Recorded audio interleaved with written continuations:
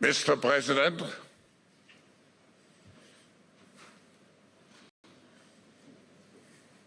hello. What great honor,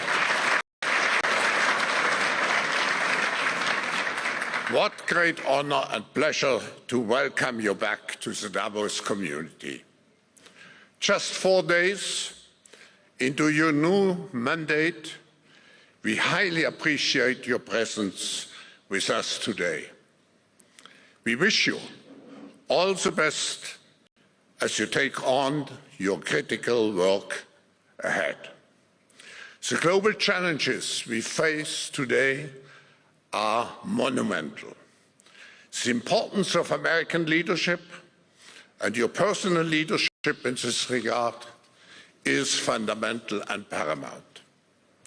We are here to hear your vision and policies related to revitalizing the economy and addressing the global challenges. As you might expect, Mr. President, your return to office and your forthcoming policies have been at the focus of our discussions this week. The discussions among 3,000 political and business leaders from over 130 countries who came together here in Davos. We look forward to hearing first from you and then to the follow-up discussion with business leaders moderated by my colleague Børge Brende.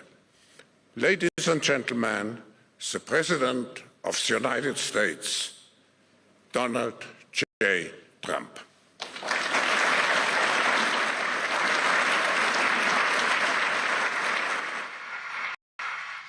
Well, thank you very much, Klaus, and hello to everyone in beautiful Davos.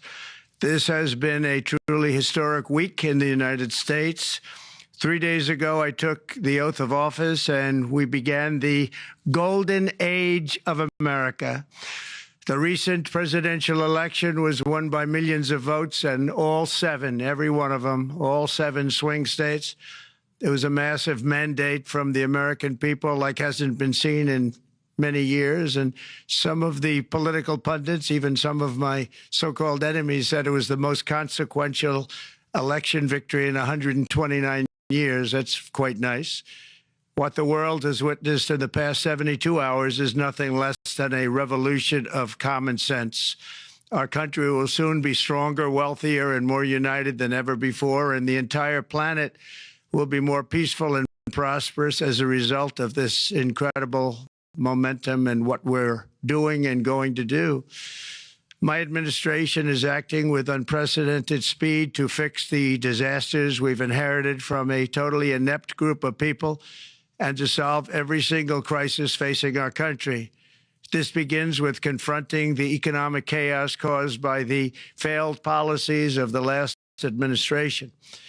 Over the past 4 years, our government racked up $8 trillion in wasteful deficit spending and inflicted nation-wrecking energy restrictions, crippling regulations, and hidden taxes like never before. The result is the worst inflation crisis in modern history and sky-high interest rates for our citizens and even throughout the world. Food prices and the price of almost every other thing known to mankind went through the roof. President Biden totally lost control of what was going on in our country, but in particular with our high inflation economy and at our border. Because of these ruinous policies, total government spending this year is $1.5 trillion higher than was projected to occur when I left office just 4 years ago. Likewise, the cost of servicing the debt is more than 230% higher than was projected in 2020. The inflation rate we are inheriting remains 50% higher than the historic target. It was the highest inflation probably in the history of our country. That's why from the moment I took office, I've taken rapid action to reverse each and every one of these radical left policies that created this calamity, in particular with immigration, crime, and inflation. On day one, I signed an executive order directing every member of my cabinet to marshal all powers at their disposal to defeat inflation and reduce the cost of daily life. I imposed a federal hiring freeze, a federal regulation freeze, a foreign aid freeze, and I created the new Department of Government Efficiency. I terminated the ridiculous and incredibly wasteful Green New Deal. I call it the Green New Scam. Withdrew from the one-sided Paris Climate Accord and ended the insane and costly electric vehicle mandate. We're going to let people buy the car they want to buy. I declared a national energy emergency, and that's so important, national energy emergency to unlock the liquid gold under our feet and pave the way for rapid approvals of new energy infrastructure. The United States has the largest amount of oil and gas of any country on earth, and we're going to use it. Not only will this reduce the cost of virtually all goods and services, it'll make the United States a manufacturing superpower and the world capital of artificial intelligence and crypto. My administration has also begun the largest deregulation campaign in history, far exceeding even the record-setting efforts of my last term. In total, the Biden administration imposed $50,000 in additional regulatory costs on the average American household over the last 4 years. I have promised to eliminate 10 old regulations for every new regulation, which will soon put many thousands of dollars back in the pockets of American families.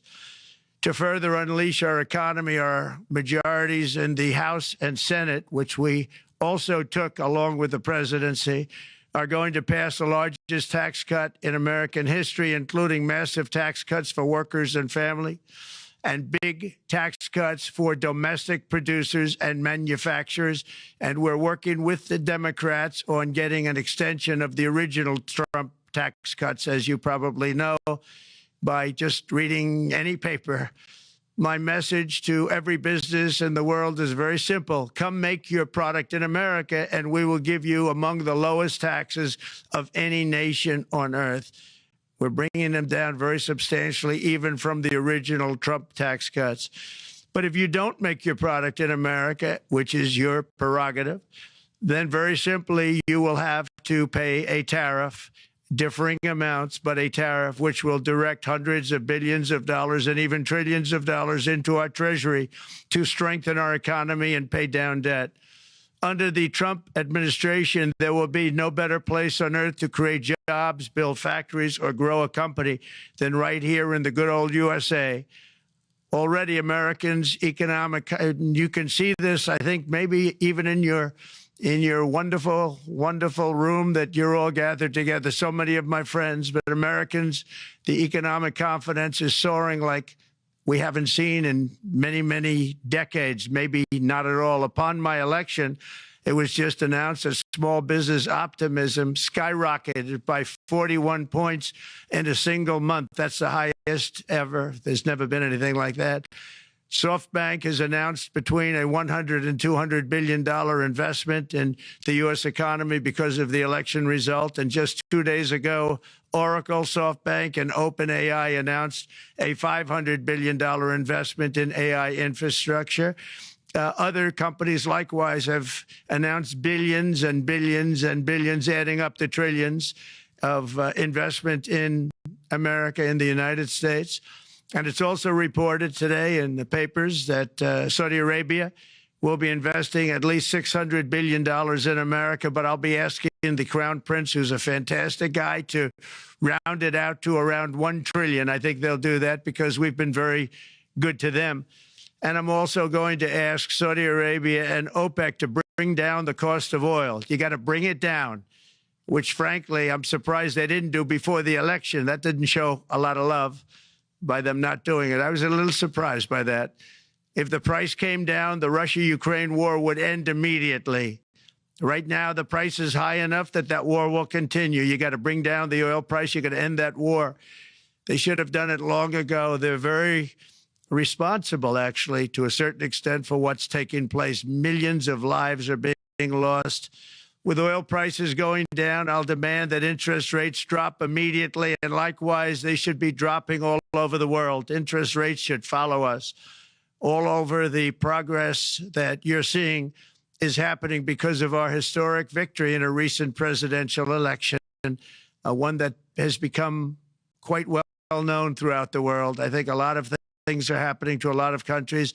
They say that there's light shining all over the world since the election, and even countries that we aren't particularly friendly with are happy because they understand what there is a future and how great the future will be. Under our leadership, America is back and open for business. And this week, I'm also taking swift action to stop the invasion at our southern border. They allowed people to come in at levels that nobody's ever seen before. It was ridiculous. I decided and declared to do, and very, very importantly, a national emergency on our border, immediately halted all entry of illegal border crossers, of which there were many, and began promptly returning the illegal trespassers back to the place from which they came. That action, as you've probably seen, has already started very strongly. I've deployed active duty U.S. military and National Guard troops to the border to assist in repelling the invasion. It was really an invasion.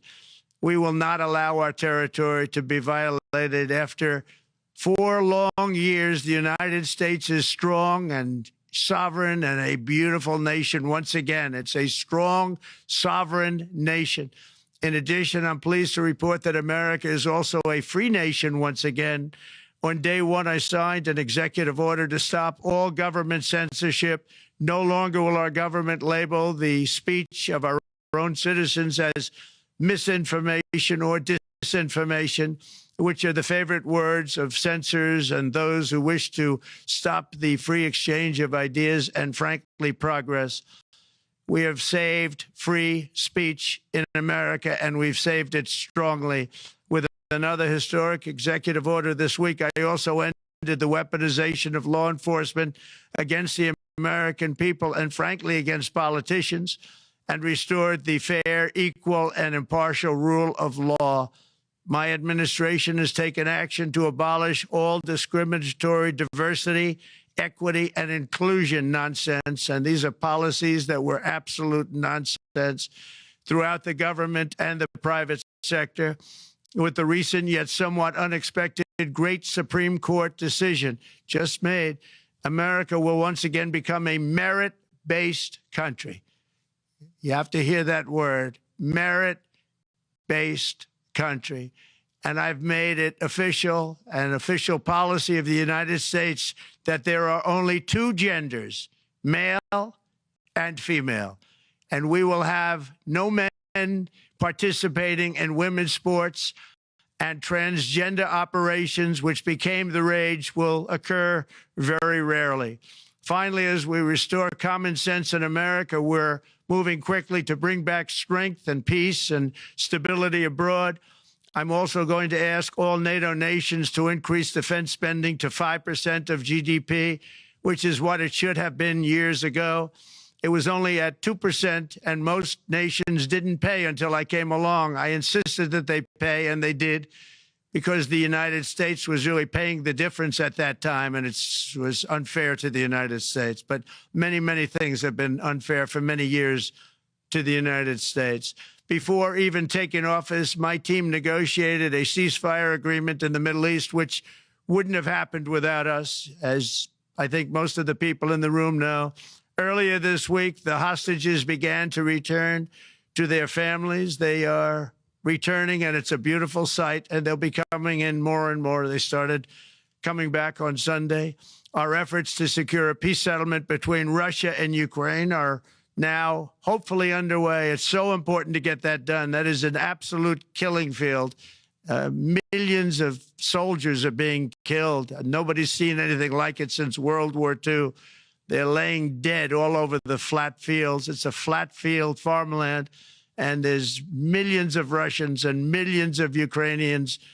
Nobody's seen anything like it since World War II. It's time to end it. And here in America, we have big events coming up. Next year, we have the 250th anniversary of America's founding. I'm so honored to be president during that. That's been a big event. They've been talking about it for 10 years.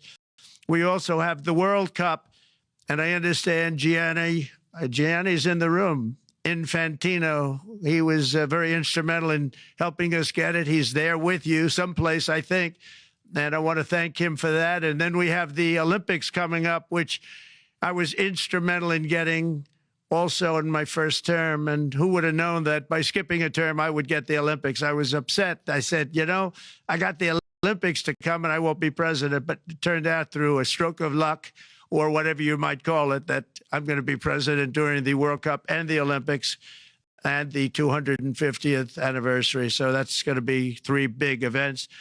And we've accomplished more in less than 4 days. We have really been working 4 days than other administrations have accomplished in 4 years. And we're just getting started. It's really an amazing thing to see. And the spirit and the light over our country has been incredible. Under the last administration, our nation has suffered greatly, but we're going to bring it back and make it greater, bigger, stronger, better than ever before. I want to thank everybody for being with you. I would have been there myself, except the inauguration was 2 days ago. I thought it might be a little bit quick to make it the first stop, but we'll get there one day. We hope to get there. But I do appreciate, I heard the audience is fantastic, and many of my friends are in the audience, and I will be taking questions now from some very distinguished people. Thank you all very much.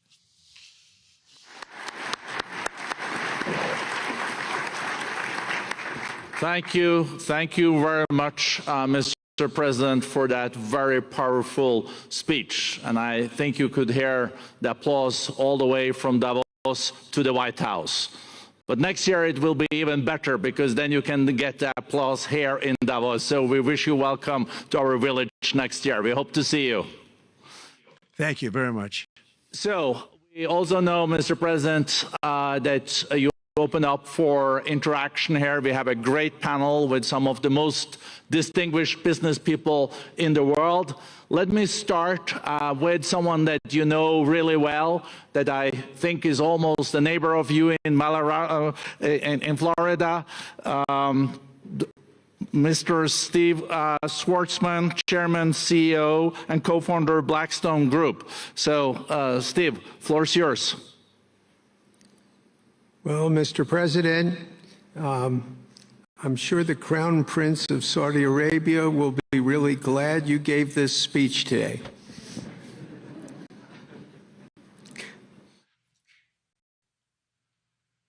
You've had the busiest 4 days that anybody can imagine, and congratulations for that.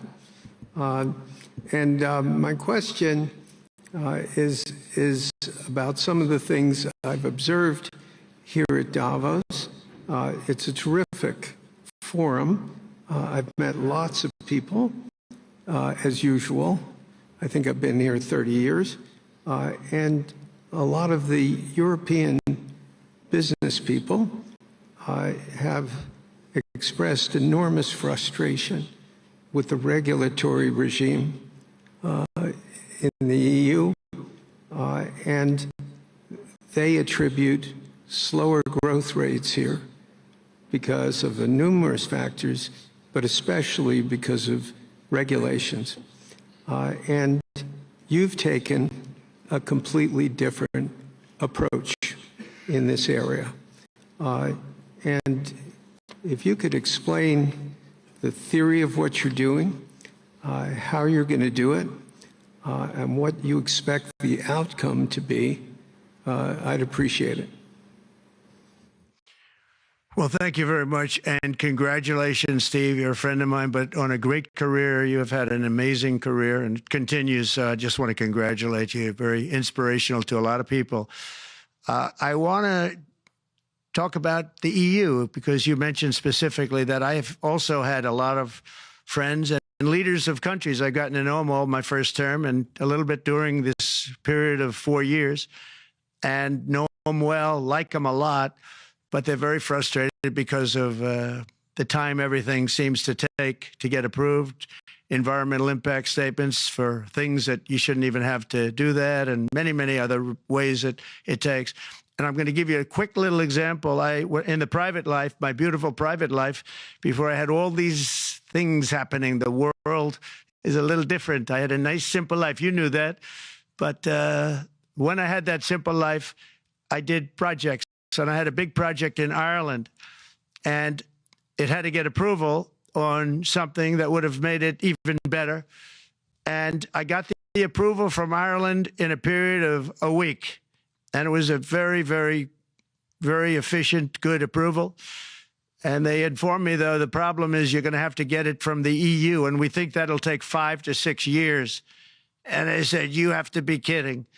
And this was before politics.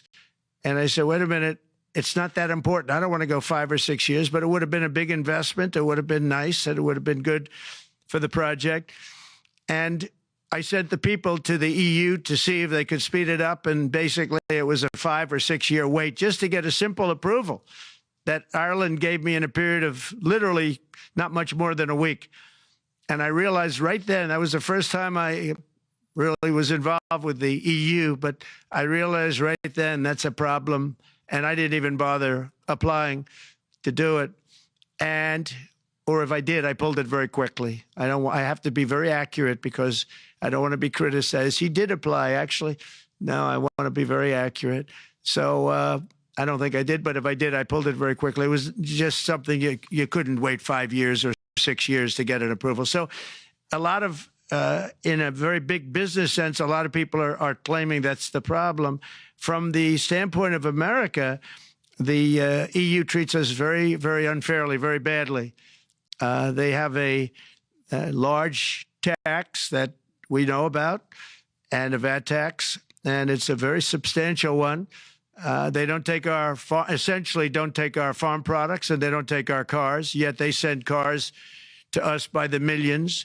They put tariffs on things that we want to do, like, for instance, I think they actually, in terms of these are non-economic or non-monetary tariffs, and those are very bad, and they make it very difficult to bring products into Europe, and yet they expect to be selling, and they do sell their products in the United States. So we have, hundreds of billions of dollars of deficits with the EU, and nobody's happy with it, and we're going to do something about it, but nobody's happy with it. So I think the EU has to speed up their process. Friends of mine that are in some of the nations within the EU, great people, they want to be able to compete better, and you can't compete when you can't go through the approval process fast. There's no reason why it can't go faster. So, I'm trying to be constructive because I love Europe. I love the countries of Europe, but the process is a very cumbersome one. And they do treat the United States of America very, very unfairly with the VAT taxes and all of the other taxes they impose. One other, just to finish up, I got a call from the head of a major airline, one of the biggest airlines in the world, and he said, sir, could you help us? What? Landing in Europe is brutal.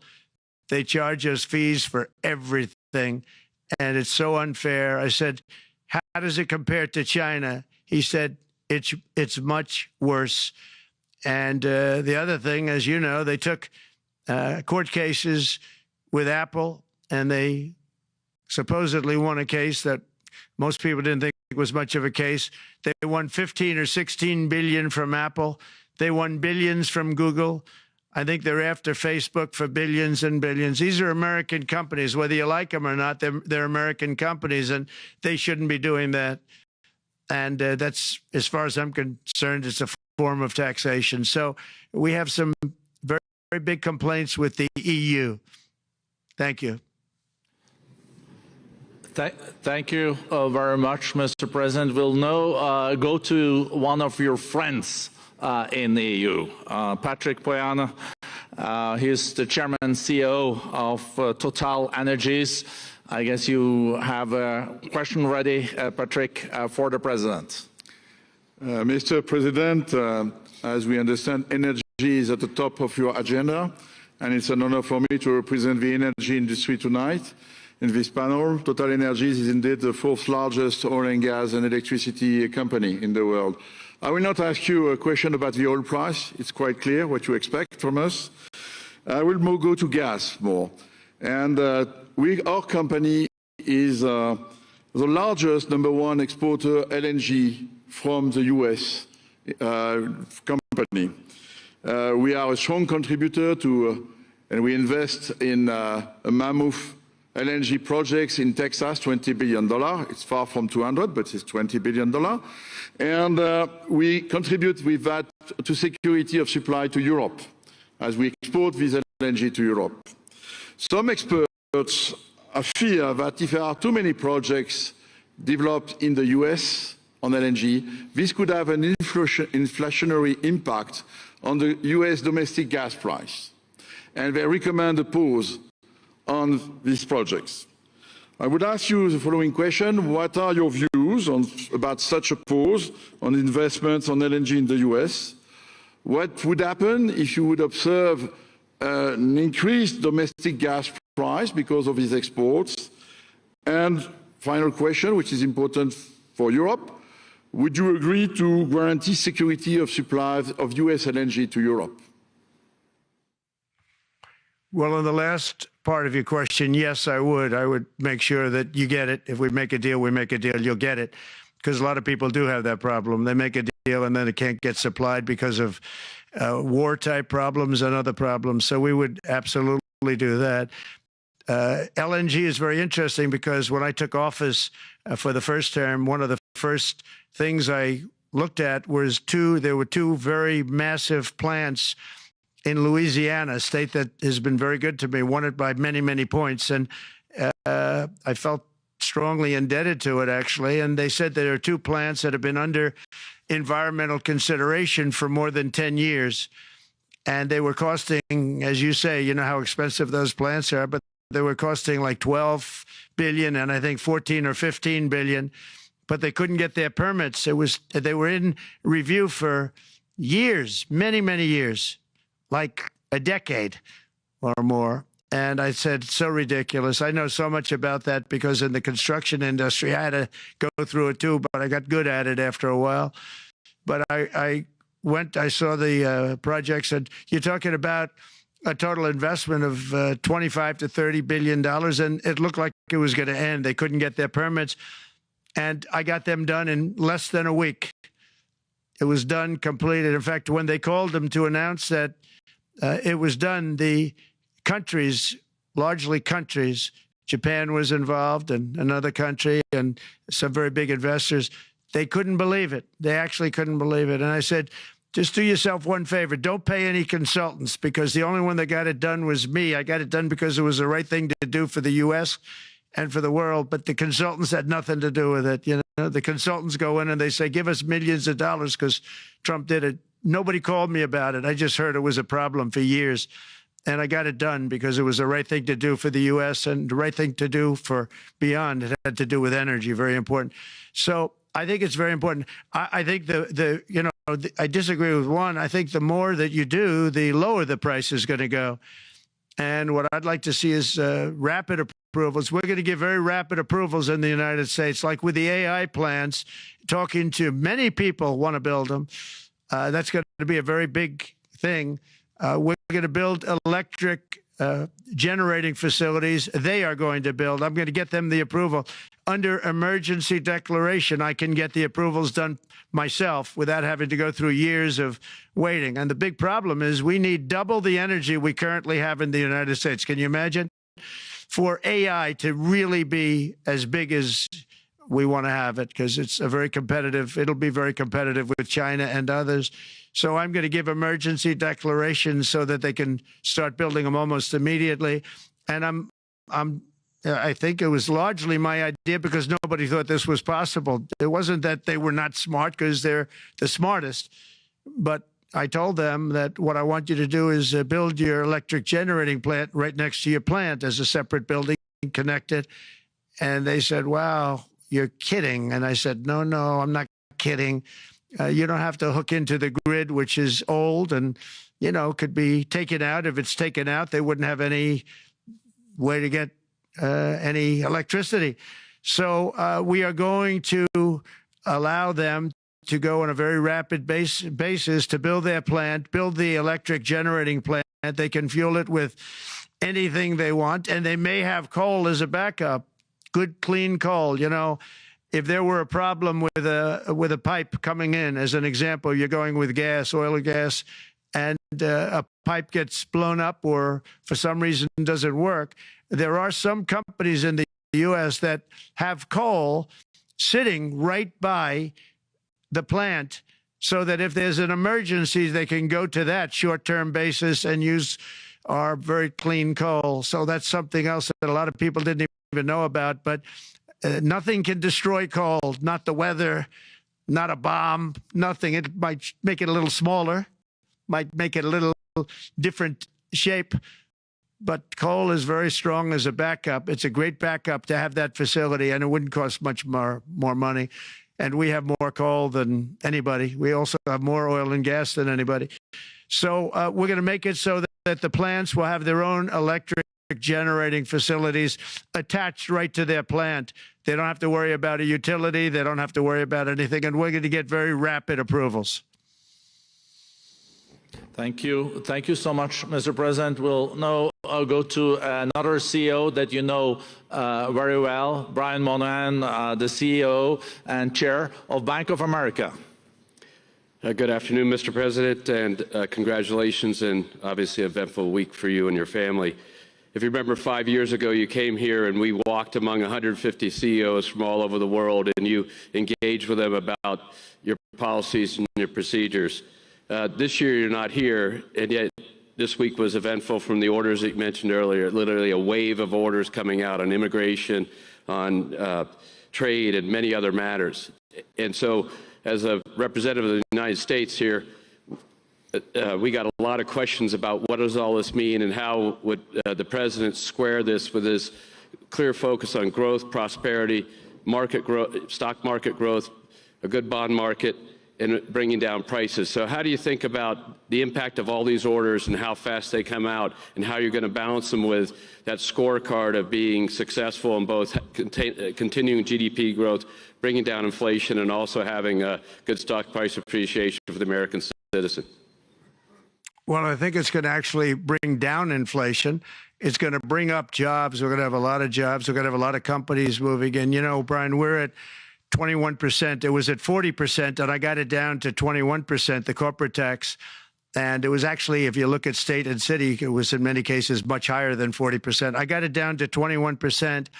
And now we're going to bring it down from 21 to 15% if, there's a big if you make your product in the U.S. So we're going to have the lowest, just about the lowest rate. It'll be, the 21 is on the low side worldwide. The 15 is about as low as it gets. And by far the lowest of a large country, a large, you know, rich, powerful country by far, not even a contest. So we're going to bring it down to 15% if you make your product in the USA. So that's going to create a tremendous buzz. We're also probably going back to the one-year deduction where we deduct, you know, we did that originally, and that was amazing what the impact that had, the one-year deduction, which built up over a period of time, and then it expires. But we're going to go back to that when we do the renewal of the Trump tax plan. We have to get Democrats to approve it. But, you know, if the Democrats didn't approve it, I don't know how they can survive with about a 45% tax increase, because that's what it would be. And so I think they're going to do. We've been working along with them pretty well. I think it's very hard for a political group to say, let's charge people 45% more. So I think we're in good shape. But we're actually doing a reduction for business and small businesses where you're going to bring it down to 15%, which is really something. And by the way, speaking of you, and you've done a fantastic job, but I hope you start opening your bank to conservatives, because many conservatives complain that the banks are not allowing them to do business within the bank. And that included a place called Bank of America. They don't take conservative business. And I don't know if the regulators mandated that because of Biden or what, but you and Jamie and everybody, I hope you're going to open your banks to conservatives, because what you're doing is wrong. Mr. President, I'll say that Your friend Gianni said hello, told me to tell you hello, and we look forward to sponsoring the World Cup when it comes, both this summer for the club and next year. So thank you for getting that for the United States. Thank you very much, Brian. Thank you, Mr. President. We'll now go to Ana Butin. She's the executive chairman of Banco Santander, one of the big European banks, and also in the U.S. So, Ana. Mr. President, congratulations on a historic victory. I believe you don't know me as well as my fellow panelists, so a few words. Santander is one of the largest banks in the world by number of customers, 170 million. That's more than my friend Brian or my friend Jamie have. And those... They fixed the regulation. That's coming, that's coming. That was cheeky. We're a big investor in the United States. We have many million customers, 12,000 employees. We're one of the largest auto lenders. And we recently launched a fully digital bank called Open Bank. We strongly believe banks have a pivotal role in the economy, and we can accelerate growth and help many more customers. That's what we're doing in the United States. So, as Brian pointed out, we very much welcome your focus on deregulation and reducing bureaucracy. So my question is, what are your priorities in this regard, and how fast is this going to happen? Thank you very much.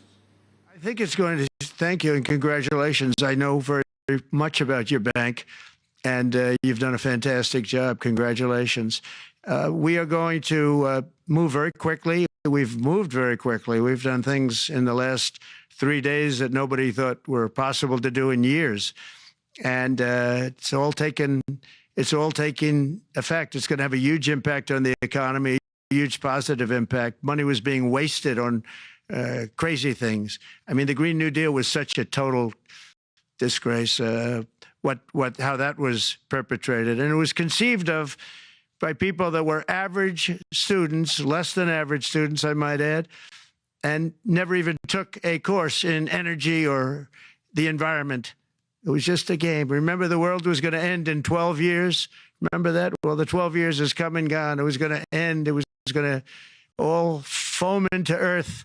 But, you know, the time has come. These people, and they really scared the Democrats large. I can't say the Republicans. The Republicans maybe could have fought harder to stop it, but it's been a tremendous waste of money. You know, during my 4 years, we had the cleanest air, we had the cleanest water, and yet we had the most productive economy in the history of our country. We had the most productive economy until COVID came. We had the most productive in the history of our country by far, and actually, you could look worldwide. We were beating everybody from China to everybody else. So, and we think we really now, with what we have learned and all of the other things that have taken place, we think we can even far surpass that. Actually, far surpass it.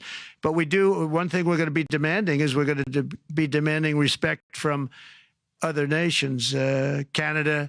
We have a tremendous deficit with Canada. We're not going to have that anymore. We can't do it. I don't know if it's good for them.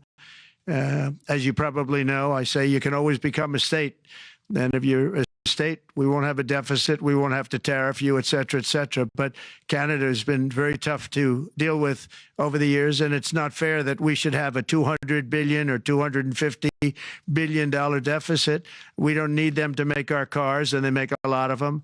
We don't need their lumber because we have our own forests, et cetera, et cetera. We don't need their oil and gas. We have more than anybody. So, you know, just as an example, with Mexico, we're dealing with Mexico, I think, very well. And we're just, you know, we just want to be treated fairly with other nations, because there's hardly a nation in the world, and I blame this on us, and I blame it on politicians that, for some reason, mostly it's stupidity, but you could also say other reasons, but mostly stupidity. They've allowed other nations to take advantage of the U.S., and we can't allow that to happen anymore. You know, we have debt. It's a very small debt when you compare it to value, the value of the assets that we have. But we don't want to do that. We want to just have debt be obliterated, and we'll be able to do that fairly rapidly. And a lot of good things are going to happen. And honestly, good things are going to happen for the world, and good things are going to happen for the people that are dealing with us, allies and beyond allies. One thing very important, I really would like to be able to meet with President Putin soon and get that war ended. And that's not from the standpoint of economy or anything else. It's from the standpoint of millions of lives are being wasted. Beautiful young people are being shot in the battlefield. You know, the bullet, very flat land, as I said, and the bullet goes, there's no hiding. And a bullet, the only thing going to stop the bullet is a human body. And you have to see, I've seen pictures of what's taken place. It's a carnage, and we really have to stop that war. That war is horrible.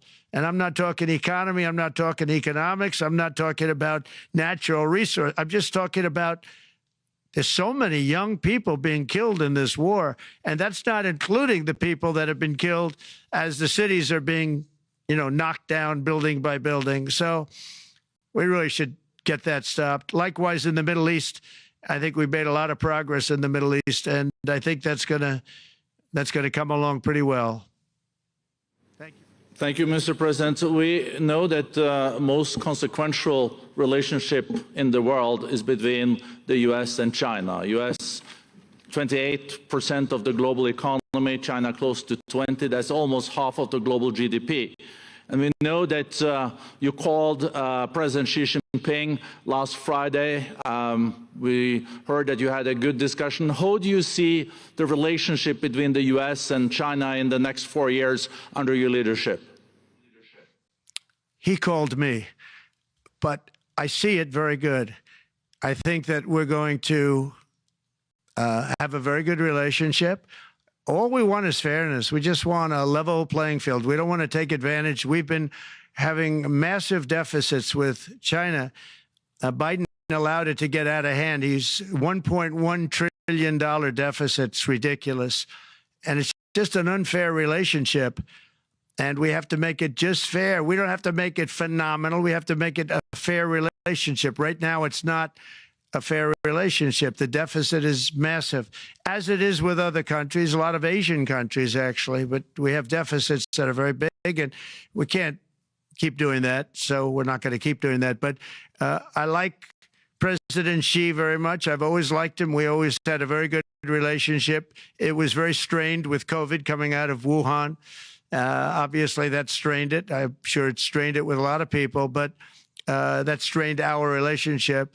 But we always had a great relationship, I would say, and we look forward to doing very well with China and getting along with China. Hopefully, China can help us stop the war with, in particular, Russia, Ukraine. They have a great deal of power over that situation, and we'll work with them. And I mentioned that with during our phone conversation with President Xi, and hopefully we could work together and get that stopped. We'd like to see denuclearization. In fact, with President Putin, prior to an election result, which was frankly ridiculous, we were talking about denuclearization of our two countries, and China would have come along. China has a much smaller, right now, nuclear armament than us, or field than us, but they're going to be catching it at some point over the next 4 or 5 years. And I will tell you that President Putin really liked the idea of cutting way back on nuclear. And I think the rest of the world, we would have gotten them to follow. And China would have come along, too. China also liked it. Tremendous amounts of money are being spent on nuclear. And the destructive capability is something that we don't even want to talk about today, because you don't want to hear it. It's too depressing. So we want to see if we can denuclearize. And I think that's very possible. And I can tell you that President Putin wanted to do it. He and I wanted to do it. We had a good conversation with China. They would have been involved. And that would have been an unbelievable thing for the planet. Mr. President, when you're back here in Davos next year, will there be then a peace agreement with Ukraine and Russia by then? Well, you're going to have to ask Russia. Ukraine is ready to make a deal. Just so you understand, this is a war that should have never started. If I were president, it would never have started. This is a war that should have never, ever been started. And it wasn't started during there was never even talk about it. I knew that it was the apple of President Putin's eye, but I also knew that there was no way he was going in, and he wasn't going to go in. And then when I was out, bad things happened, bad things were said, a lot of stupidity all around, and you end up with what you have. Now you have all these bombed out cities. They look like demolition sites with many people killed. I think the thing that you'll see about Ukraine is that far more people have died than is being reported. And I've seen that. But far, far more people have died. When you look at a city that's become a demolition site where big buildings have been collapsed by missiles hitting them and everything else, and they say one person was slightly injured. No, many people were killed. Those are big buildings. I was surprised at how that was my business. These are buildings that go 2 and 3 blocks long. They're 20 stories high. They're big, powerful buildings, and they were knocked down, and there were a lot of people in those buildings that announced that 2 people were injured. That's not true. So I think you're going to find that there were many more people killed in Ukraine in the Ukraine war than anybody has any idea. But if you look now, so many of the people being killed are soldiers just facing each other with guns, rifles, and drones, the new form of warfare, drones. And it's a very sad thing to see. And when you see pictures of the fields that I see, nobody wants to see it. You'll never be the same.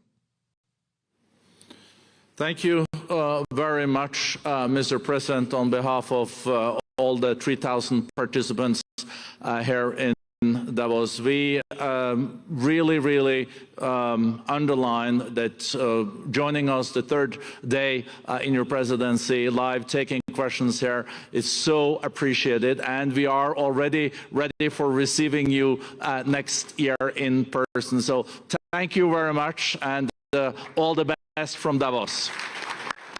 Thank you. Thank you very much. Thank you.